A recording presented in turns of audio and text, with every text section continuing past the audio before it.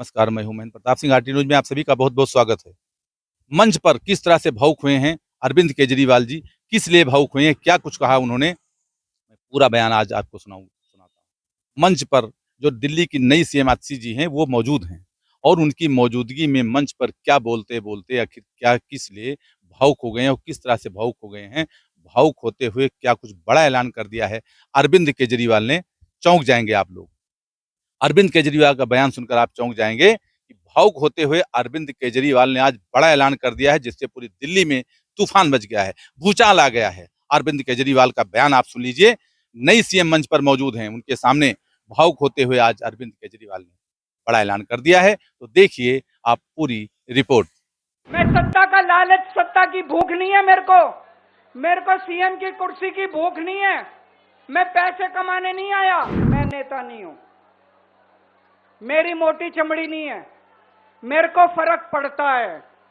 मेरे पे जब ये कीचड़ फेंकते हैं बीजेपी वाले, मेरे को जब ये चोर कहते हैं, मेरे को जब ये भ्रष्टाचारी कहते हैं, मेरे को जब ये गाली देते हैं, मेरे को फर्क पड़ता है। आज मेरी आत्मा पीड़ित है, मैं अंदर से बहुत दुखी हूं और इसीलिए मैंने इस्तीफा दिया। आज 10 साल के बाद जब मैंने इस्तीफा दिया है, थोड़े दिन में मैं सीएम का बंगला छोड़ दूंगा। आज दिल्ली के अंदर मेरे पास घर भी नहीं है रहने के लिए। मोदी जी ने हमारे ऊपर सबसे कठोर कानून लगाया, इस देश का ईडी का कानून, पीएमएलए। उसमें बेल भी नहीं मिलती, उसमें बेल भी नहीं मिलती, लेकिन केस फर्जी था। आपके मन में यह चल रहा होगा कि केजरीवाल ने इस्तीफा क्यों दिया। मैंने इस्तीफा इसलिए दिया क्योंकि मैं ये सब करने के लिए, गंद करने के लिए नहीं आया था। मैं भ्रष्टाचार करने के लिए नहीं आया था। मैं सत्ता का लालच, सत्ता की भूख नहीं है मेरे को सीएम की कुर्सी की भूख नहीं है। मैं पैसे कमाने नहीं आया। पैसे कमाने होते इनकम टैक्स कमिश्नर की नौकरी करता था, उस नौकरी में जितने करोड़ों रुपए चाहता मैं कमा सकता था। पैसे नहीं कमाने, देश के लिए आए थे, भारत माता के लिए आए थे, देश की राजनीति बदलने के लिए आए थे। दोस्तों,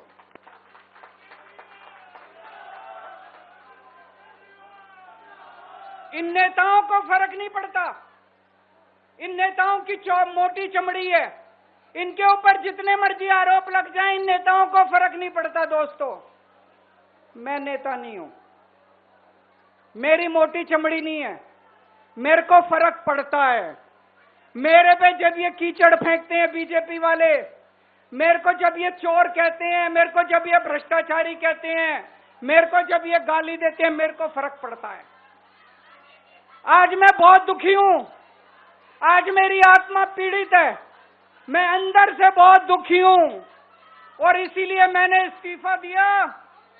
मैंने अपनी जिंदगी में केवल इज्जत कमाई है, मैंने अपनी जिंदगी में केवल ईमानदारी कमाई है। मेरे बैंक में कोई पैसा नहीं है, मेरी पार्टी के बैंक में कोई पैसा नहीं है, मैंने केवल इज्जत कमाई है।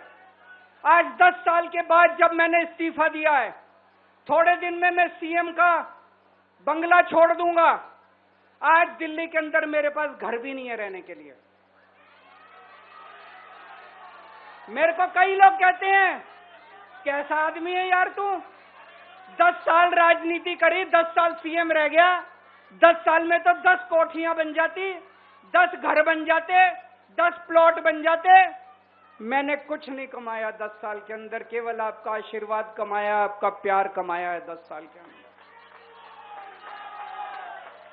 और उसी प्यार का नतीजा है, आज जब मैं घर छोड़ूंगा, मेरे पास इतने लोगों के फोन आ रहे हैं, इतने लोगों के मैसेज आ रहे हैं, जी मेरा घर ले लो, मेरा घर ले लो, मैं किराया नहीं लूंगा, मेरा घर ले लो। मैं आप सब लोगों का शुक्रिया अदा करता हूं।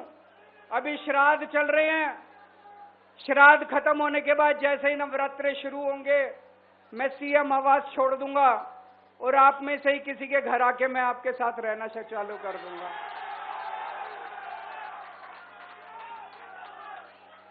इन्होंने, मोदी जी ने हमारे ऊपर सबसे कठोर कानून लगाया, इस देश का ईडी का कानून, पीएमएलए।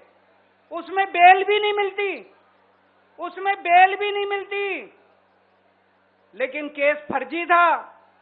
मैं शुक्रिया अदा करता हूं सुप्रीम कोर्ट का, उन्होंने हम सबको बेल दे दी, क्योंकि उनको भी पता था कि केस खत्म है, केस बेकार है। उन्होंने हम सबको बेल दे दी।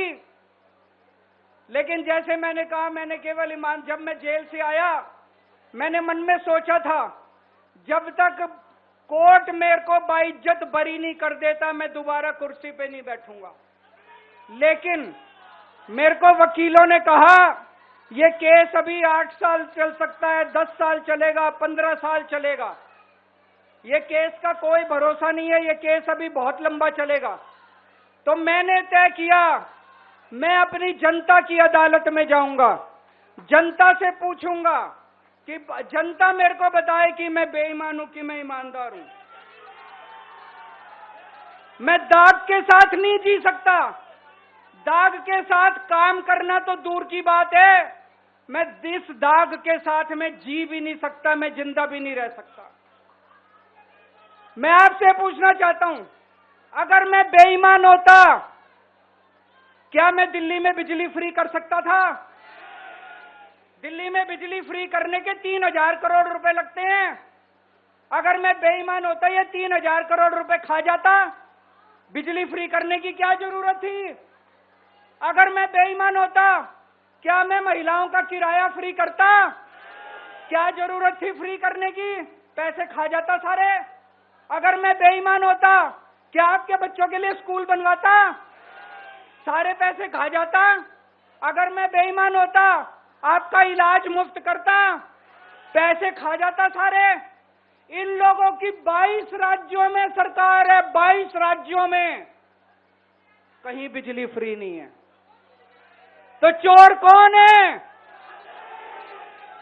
इनकी 22 राज्यों में सरकार है, कहीं महिलाओं का किराया फ्री नहीं है, तो चोर कौन है? आज आपके बीच में आया हूं, आपसे पूछने के लिए आया हूं, केजरीवाल चोर है या केजरीवाल को जेल भेजने वाले चोर हैं?